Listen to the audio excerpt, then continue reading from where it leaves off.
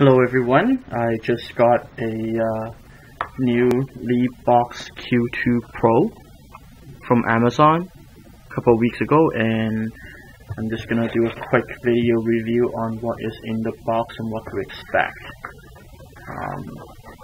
So everything is pretty standard. You have the actual TV box, the remote controller, power supply. Now the wire do come bundled, but because I have previously opened this, so that's why that it's in a mess. And a HDMI cable. So just to open it up for everyone to see. So it's just a standard HDMI cable, nothing fancy. Okay, so that is everything that is in the box. Now what I like about this box is that it is Bluetooth enabled or Bluetooth compatible. So we'll quickly just plug this in and let's see what happens when we boot it up. So here's the power, plugging it in, and I'm also plugging in my HDMI. Now let's see what it looks like.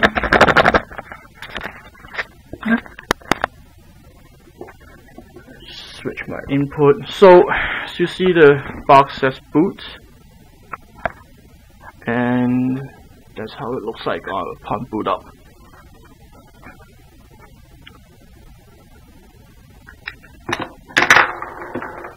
So the remote control requires 2 AAA battery, just as the previous versions.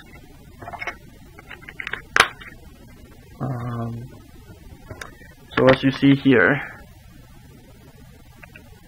there's the music and Kodi installed.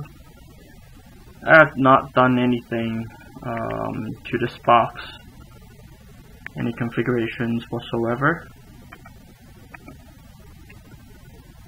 and this is it. Now just go to settings, and here's Bluetooth. Okay. I'm also just gonna quickly demonstrate the. Pair this with my headset. Okay, so I turned on my headset. Let me just quickly refresh. And it should be able to pick it up. And obviously, oh, and there it is. That's my headset. So what I'm going to do is pair it. Pairing, and it's connected, as you can see. And that's it. I've also gotten the mini keyboard, as you see right here. That's how the keyboard looks like. Here's the receiver. So just to make life a little bit easier, to type in whatever that you need.